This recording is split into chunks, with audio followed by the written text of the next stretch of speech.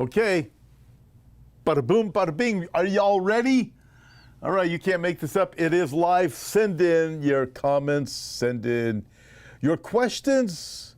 And before we even get rolling, just so you know, I will be, let's see, where am I going to be? Oh, we'll be in Santa Barbara next weekend. I think y'all know that. That's going to be an incredible conference. James Cadiz, Pastor Brennan Holthouse, David Tell, all in person. Myself, I'll be there Saturday, and I'm staying over for Sunday doing the services up there. It's going to be great. James Panafino will be joining us via video from New York. That's next week. But this week, I will be Sunday morning in Hemet, California. If you're familiar with that place, I'm very familiar with it. Sunday evening, we will be in Temecula. It'll be myself and David Tao exposing Israel's accusers. That is going to be this Sunday night. That says exposing accusers. It's going to be Israel's accusers, those who are saying the Jews have no right to the land, the Jews are the problem, that kind of stuff. We are witnessing an incredible rise. We've heard it said, never again. Well, this isn't never, it is happening again. So we're going to be dealing with this Sunday night. We're going to be talking about what is the synagogue of Satan, because I hear that all the time. How about those aren't really Jews? We're going to be dealing with that. Didn't the Balfour Declaration and the British Mandate invent the fake nation of Israel? We're going to be dealing with that and a whole lot more this Sunday night. It's going to be a great time, so I hope you can join me. It is free to attend. You can check it out if you need info at the events page, 412 Church. Oops. Yeah, no, it's not. It's going to be at 412 Church in Temecula. But the website is this website, hopeforourtimes.com. Might be on the 412 Church Temecula website too. But hopeforourtimes.com, it will be live streamed if you can't be there in person. It promises to be an exciting time, along with, we're expecting some people who don't like Israel and don't like Jews and don't like me and don't like you to show up. So it's going to be a very fun night, be an exciting night, exposing Israel's accusers. Going to be great. Myself and David Tao. Let's get rolling. Okay, what do we have? The most boring day on, get this, the most boring day on record. Check this out. Here it is. I think, there it is. April 11, 1954 is considered the most boring day in history. Data experts found no major events, births or deaths on that date after analyzing over 300 million facts. It quietly passed without making any historical impact. By the way, it says no births or deaths. It means no major births, no major deaths. So no big names were born that day. No major people died that day. April 11, 1954, the most boring day in world history. Billy Crone, Cam Larson, he ain't getting his jacket back, just so you know. So there. So thanks, Cam Larson. Okay, you ready? So check out this. So that's the most boring day on record. Let's go to the not most boring time to go to school on record. Check this out. This is in France until 1956. French children attending school were served wine on their lunch breaks. Each pupil was entitled to 4 glasses of wine. Can you imagine? I bet class was interesting back then. So most boring day on record versus the most interesting. It's time and place to go to school. Wow. Okay, anyways, before we get to the serious stuff, Pink Saul says, what are your thoughts about the Shroud of Turin? Tell you what, I'm going to come back to that because I do have thoughts on it. Okay, you ready? I'm going to come back to that. I'm going to show you this first, then we'll get to some serious stuff, and then we'll conclude with tip of the week and some more funny stuff. But right now, why women live longer. Let's watch this video and check it out.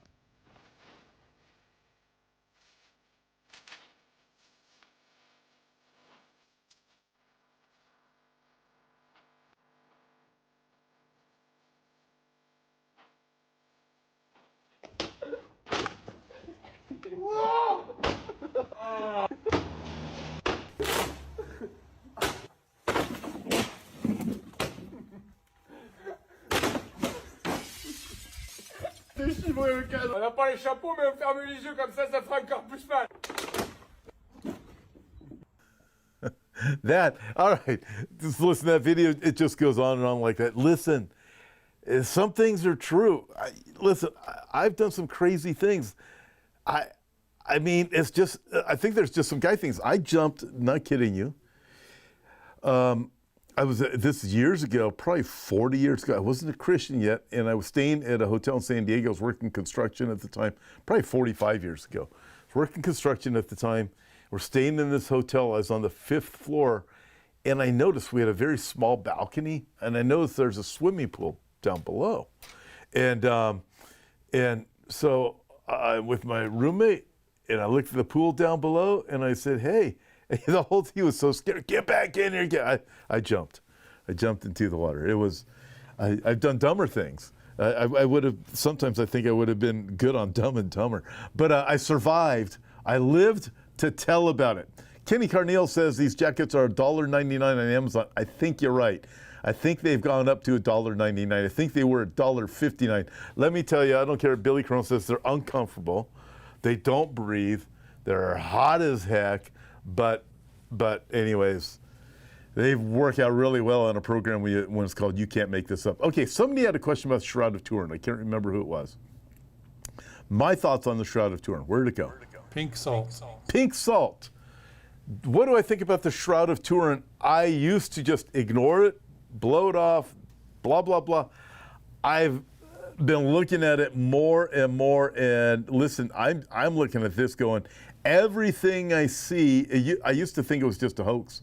Now everything I see leads me to believe it is the real deal. It is a trip. I'm going to eventually have one of the main archaeologists on this program to go over it. Been working on that for a while. I just find it absolutely fascinating, the facts that are coming out about it. Impossible by any human knowledge that we have, even currently, for it to be able to develop as it has. So I tell you, I went from someone believing it was a total hoax and a joke and everything, thinking, yeah, this is, I think it's real deal. Okay, you ready to get going? So Jesse O says the two guys throwing those bags, they were from West Virginia. I don't know, Jesse, are you from West Virginia? I don't know anybody out there from West Virginia. I want to get mad at Jesse for suggesting such a thing. How could it be? So anyways, let's get rolling. You guys ready? Okay. 2 medical researchers say tick-borne meat allergy should be allowed to spread because eating meat is morally impermissible. Okay, this is definitely a you can't make this up kind of thing, right? I think we'd all agree with that. Let me pull this up here. I want to share something with you. This is from 1 Timothy chapter 4, because listen, even when you're dealing with the crazy stuff, we're going to go to the Bible to get some balance in what we are reading. So these guys say, no, eating meat is permissible. In other words, they are vegans. That's just what they're saying. They probably work for Bill Gates and developed bugs for you to eat. 1 Timothy chapter 4, it's in my New Testament. It used to be there. Where'd it go? I should have opened up before we even got started here. Oy vey. Here it is, coming up, 1 Timothy chapter 4. Here it is. Now the Spirit expressly says that in the latter times some will depart from the faith, giving heed to deceiving spirits and doctrines of demons, speaking lies in hypocrisy. I mean, this is talking about people who are involved in church. There's doctrines of demons, deceiving spirits, leading as doctrine, speaking lies in hypocrisy. The people leading the church and are part of the church, they're liars and they're hypocrites, having their own conscience seared with a hot iron. In other words, they're not really believers that are leading the church. And you start having people are going to church, they're going more for a country club purpose. Obviously, not all churches are like that, and not all people who go to church like that are like that too. But it gives you the general synopsis of what's going on during the last times, because Paul tells us during the last days or during the latter times. And then he says, forbidding to marry, and commanding to abstain from foods which God created to be received with thanksgiving by those who believe and know the truth. That word for foods comes from a Greek word, literally means meats or proteins.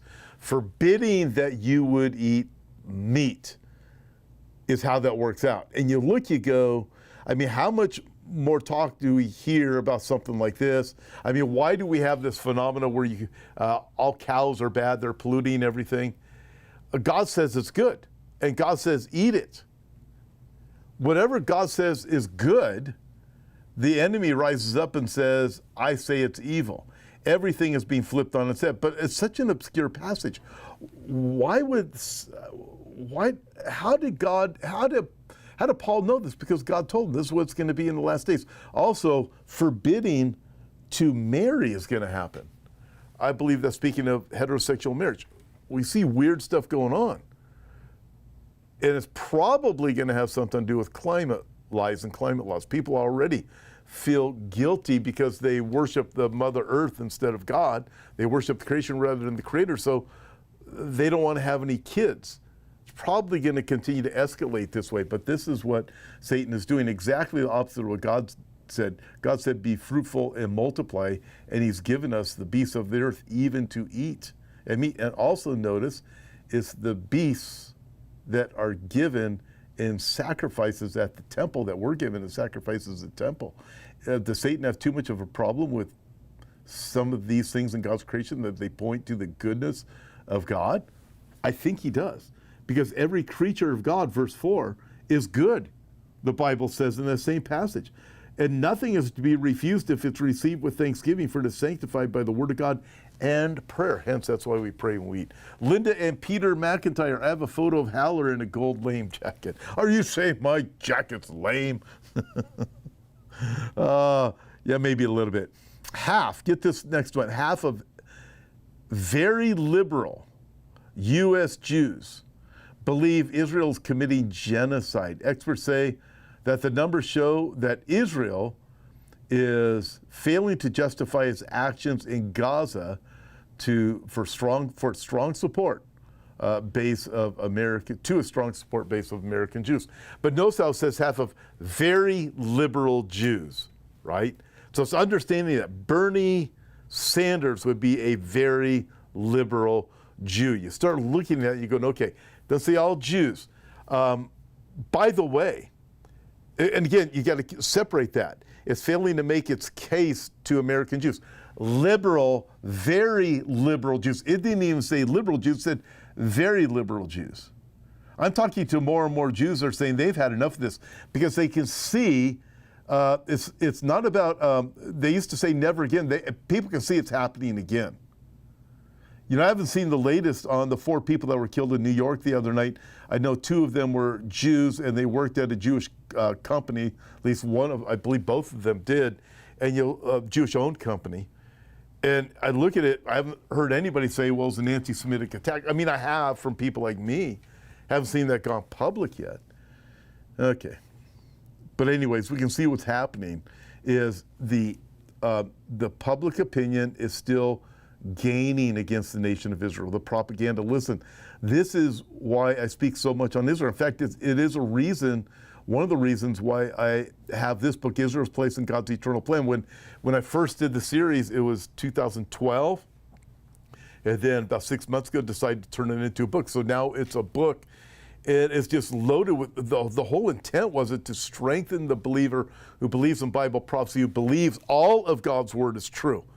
Believes it all. You don't just go to some and go, well, that doesn't, well, no, we just ignore that. No, that part's symbolic. No, especially the parts of Israel. No, you believe it's true. Genesis chapter 12, verse 3, I'll bless those who bless thee, I'll curse them who curses thee. And I wanted to give the biblical tools necessary to strengthen the believer so we know more than just Genesis chapter 12, verse 3. So listen, I put the book together. It has 15 different chapters in it to strengthen you guys. I hope you enjoy the book. And it is for donation. As you partner with us, you will receive this book. You can check it out at the website and read about it. Just hopefortimes.com, read about it if you're interested. But it will strengthen you. I had one reader who came back to me and he said, sent me a message. He said, after reading your book, he was kind of skeptical, but he said, after reading your book, I can't see how anybody can believe in replacement theology. Because, again, 15 chapters loaded with scripture, taking different topics. Even why would you support Israel? What's the purpose of it? Do you support everything Israel does? You know, I deal with all kinds of stuff in the book.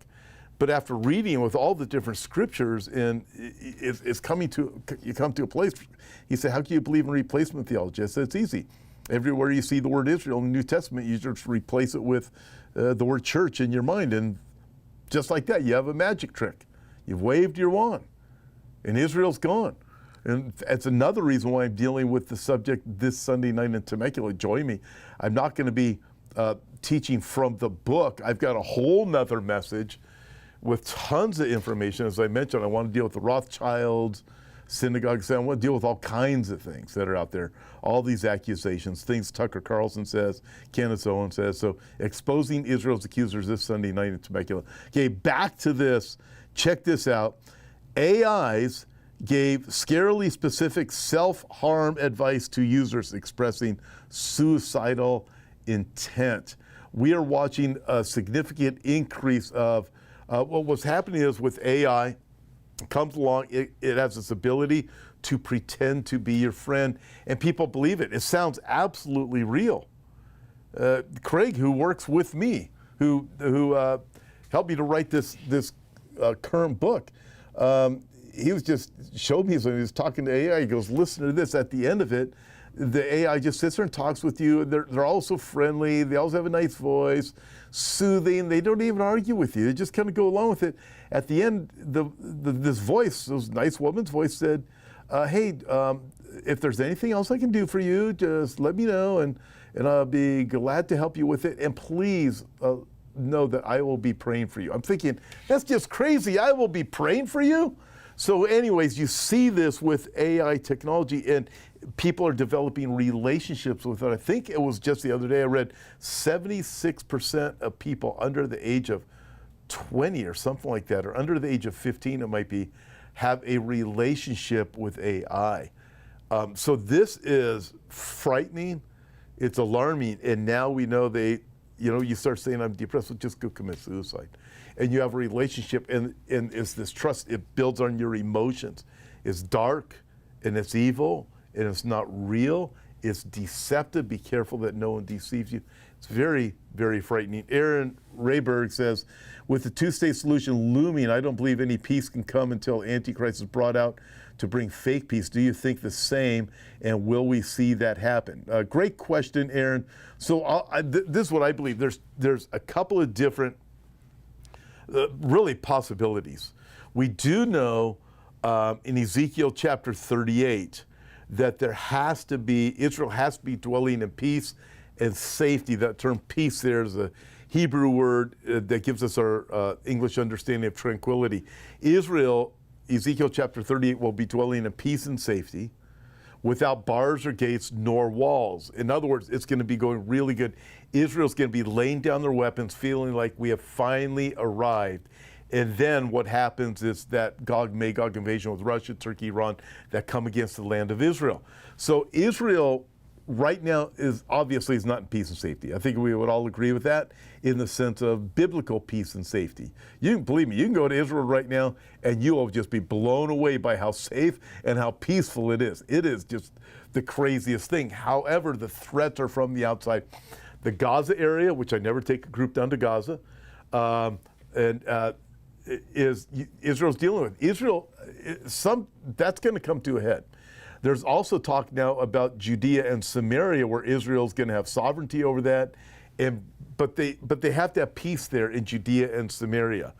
Specifically, there is a Hebron and there is Shechem, if you look at it that way, within what people call the West Bank. I go by the biblical names, Judea and Samaria. So Judea, Samaria, and Gaza have to get to a place of being tranquil.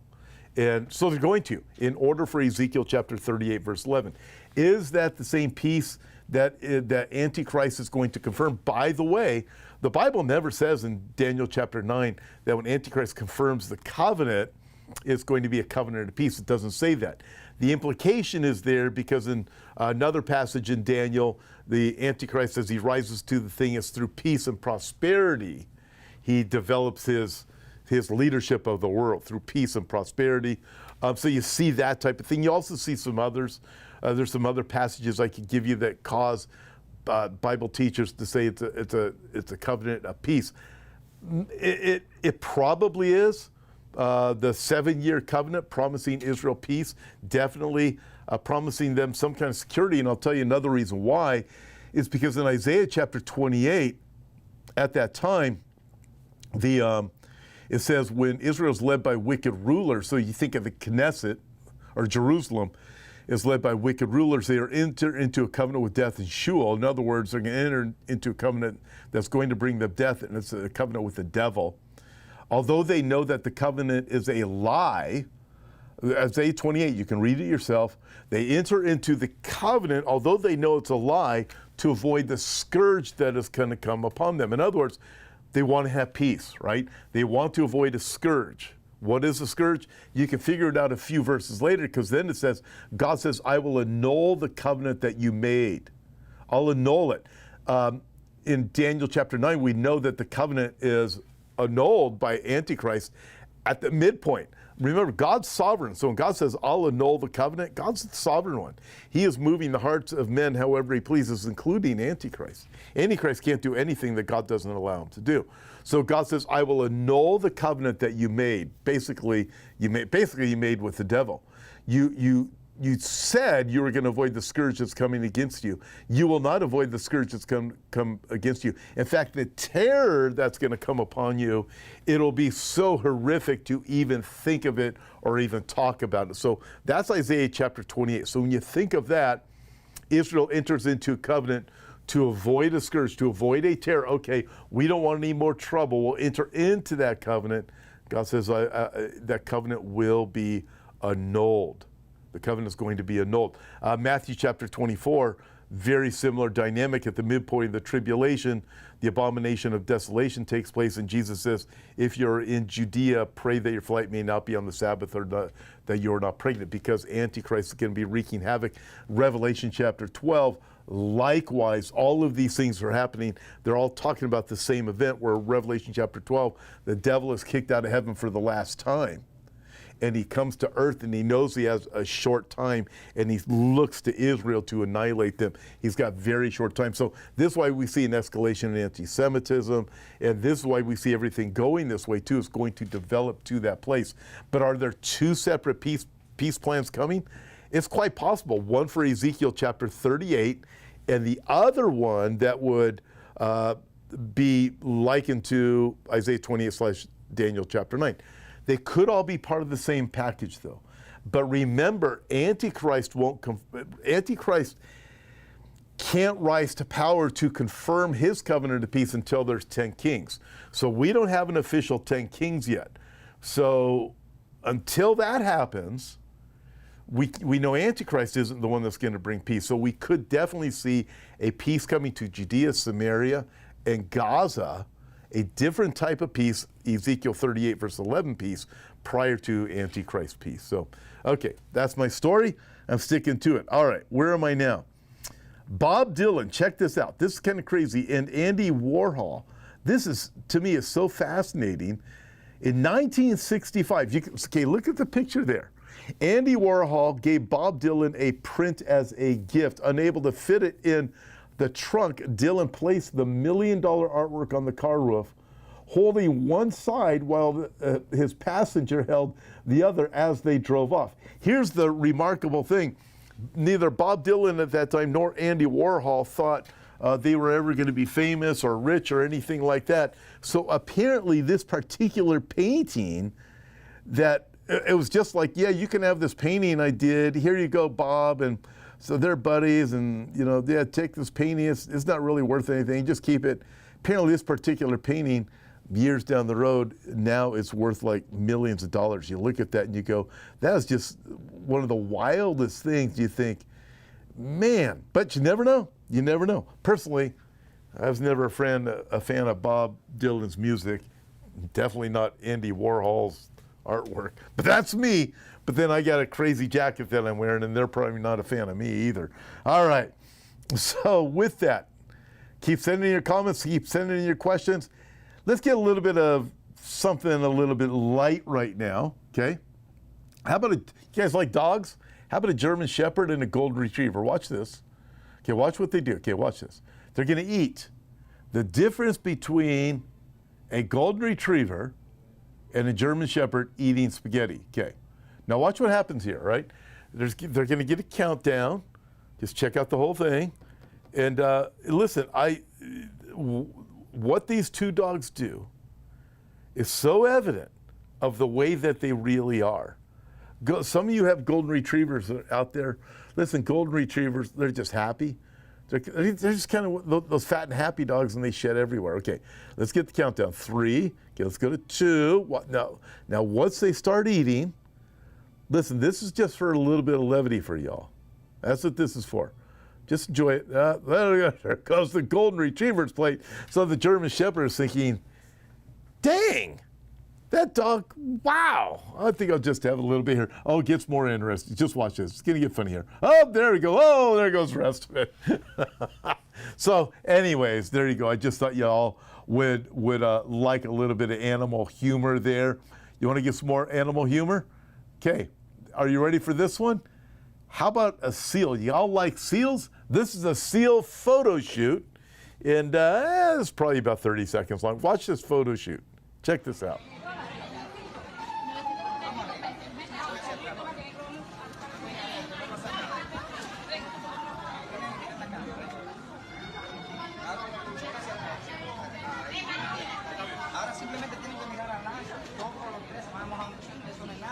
Mire la cámara aquí. Mire la cámara aquí. Mira la cámara aquí. Aquí. Mira la cámara aquí. Mira la cámara aquí. Mira la cámara aquí. Smile. Mira la cámara aquí.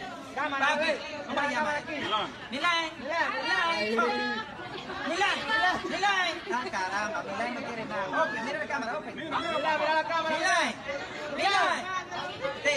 Milan. Caramba, Milan. Sí, ahí, Milan, ahí. Yes. Milan, ahí. Siguiente, por favor. Gracias, Milan. Llámese el número tuyo. Just wanted to make, just wanted y'all to. Was that a laugh? Was that a laugh track? That's cute. Got to have a couple of cute animal videos in here for today, right? Hey, if you got any more comments, you might want to send them in real quick. Just saying. Okay, look at this next video. I don't know if this next video is real. I don't think it is, but it is pretty funny. Greta Thunberg. Remember her? Man, I was out about a month or two ago and Greta Thunberg was all over the news, but I just thought this one was kind of funny. Watch this. And I don't know if it's real or not, but hey, if it's a fake video, it's still a funny fake video. Check it out.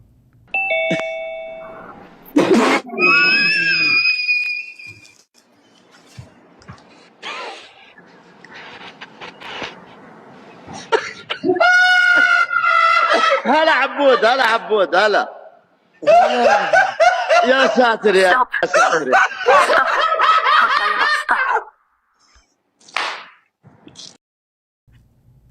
All right, you guys ready? I hope you've enjoyed today and making fun of my jacket.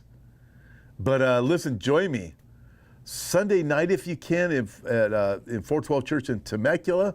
This Sunday morning I'll be in Hemet, California. And next weekend, we will be in Santa Barbara. Looking forward to that. Are you all ready for the tip of the week? Let's get the tip of the week. What's the tip of the week? Dressing up for church isn't about God. It's about subtly winning the holier-than-thou fashion Olympics. There you go. Ain't that the truth? All right. Hey, thank you, everybody, for joining me today. And listen, look forward to seeing you over the weekend. Sunday morning, Sunday night, incredible days that we live in. Look up and lift up your head because your redemption draws near.